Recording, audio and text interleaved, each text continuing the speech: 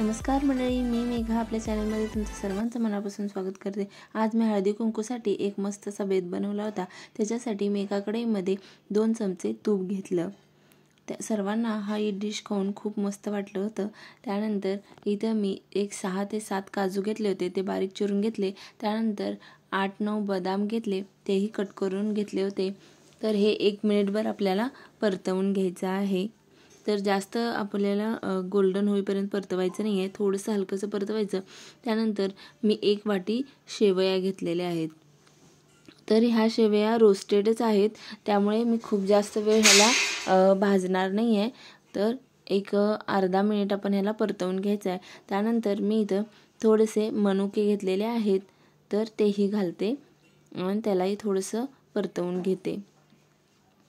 तर मनुके लवकर परततात, त्यामुळे सगळ्यात शेवटी घालून मी थोडंसं हलकंसं परतवून घेतलेलं आहे। डायरेक्ट तुपात मनुके टाकले की ते जास्त फुगतात आणि लवकर करपतात, म्हणून मी नंतर घातलेलं आहे। त्यानंतर इथं मी 1 लिटर दूध घेतलेलं आहे। दूध मी गरम करून घेतलेलं आहे।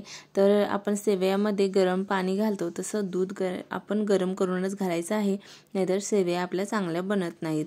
आता आपण याला एक उकळी काढून घेऊयात। तर इथं मी साईडला एका वाटीमध्ये 3 चमचा कस्टर्ड घेणार आहे। तर कस्टर्डमुळे याला खूप छान फ्लेवर येतो, त्यामुळे मी इथं कस्टर्ड यूज केलेला आहे, कारण आपण कस्टर्ड सेवयाच बनवतो आहे। तर त्याच्यानंतर एक 2-3 चमचे दूध मी साईडला काढून ठेवलं होतं। तर हे गरम दूध नाही आहे, तर नॉर्मल टेम्परेचरचंच दूध घ्यायचं आहे आणि घालून हे आपल्याला व्यवस्थित मिक्स करून घ्यायचं आहे, जेणेकरून गुठळ्या होणार नाहीत। त्यामुळे हे आपल्याला व्यवस्थित मिक्स करून घ्यायचं। तर बघा आपलं हे व्यवस्थित मिक्स झालेलं आहे। तर 1 लिटर दूध आणि 1 कप सेवयासाठी इतकं कस्टर्ड आपल्याला पुरेसं आहे। तर हे आपलं झालेलं आहे। आता त्याला आपल्या उकळी येते, पण त्याआधी आपण काय करायचं, हे मिक्स करून घ्यायचं। वरती मग शाई येते, तर ती येऊ नये म्हणून आपण मध्ये मध्ये ह्याला ढवळत राहायचं आहे। तर आता हे व्यवस्थित गरम झालेलं आहे। त्यानंतर आपण इथं कस्टर्ड टाकूया याच्यामध्ये।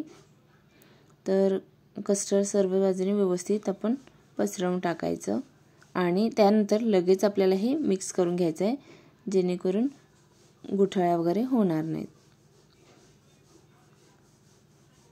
तर इथं बघू शकता तुम्ही दूध आपलं कितपत पातळ वाटतं आहे। खीर शेवयाची आपली ही खीर, पण कस्टर्ड टाकल्यामुळे अगदी 5 मिनिटात याला छान असा दाटसरपणा येतो आणि टेस्टही खूप छान येते आणि कलरही खूप सुंदर येतो।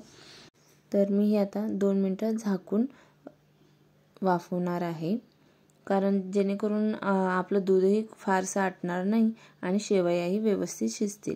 तर अशा प्रकारचं जे काचेचं झाकण असतं त्याला छोटंसं होल असतं, त्यामुळे काय होतं, हे उतू जात नाही। जर तुम्ही प्लेट वगैरे झाकणार असाल तर थोडंसं खुलं ठेवायचं, नाहीतर हे उतू जाण्याची शक्यता असते। दूध असल्यामुळं हे उतू जातं। परत एक आपल्याला हे 3-4 मिनिटे झाकून ठेवायचं आहे, जेणेकरून आपल्या शेवया व्यवस्थित शिजतील। तर इथं बघू शकता तुम्ही 4 मिनिटं झालेले आहेत आणि आपल्या शेवया व्यवस्थित प्रॉपर शिजलेल्या आहेत आणि ह्याला थिकनेसही व्यवस्थित आलेला आहे। तर इतपतच हे आपल्याला शिजवायचं आहे आणि कलरही चेंज झालेला आहे। तर कलर बघू शकता तुम्ही किती सुंदर दिसतो आहे। त्यानंतर ज्या वाटीने सेवया घेतल्या त्या वाटीने 1 वाटी साखर घालायचं आहे आणि आपल्याला हे फक्त साखर विरघळेपर्यंत गॅसवरती मंद आचेवर शिजवून घ्यायचं आहे। 1 मिनिटभर शिजवून घ्यायचं। त्याच्यानंतर आपलं कस्टर्ड शेवया तयार झालेले आहेत। तर इथं बघू शकता तुम्ही हे आपल्याला थोडंसं पातळ दिसते, पण थंड झाल्यानंतर शेवया घट्ट होतात, त्यामुळे हे आपल्याला थंड करायला ठेवायचं आहे।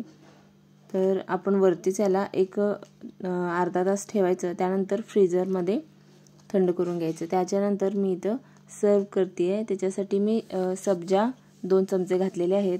त्यानंतर तुमच्याकडे जे फ्रूट अवेलेबल असेल ते तुम्ही इथे वापरू शकता। मी डाळिंबाचे 1 चमचे दाणे घालायचे, त्याच्यानंतर सेवया 1-2 चमचे घालायचे, परत 1 चमचा डाळिंबाचे दाणे आणि सोबत मी इथं केळी होत्या ते केळी घेतलेले आहेत, ते 1 चमचाभर घालायचं। परत शेवया घालायच्या आणि छान असा आपला कस्टर्ड सेवया तयार आहेत। आपण याला फालुदाही म्हणू शकतो। तर ह्याची टेस्ट खूप मस्त लागते, तर नक्की एकदा ट्राय करून बघा। आणि डेकोरेशनसाठी वरून मी पिस्ता आणि चेरी वापरलेला आहे आणि थोडेसे डाळिंब। तर बघू शकता तुम्ही किती सुंदर दिसते।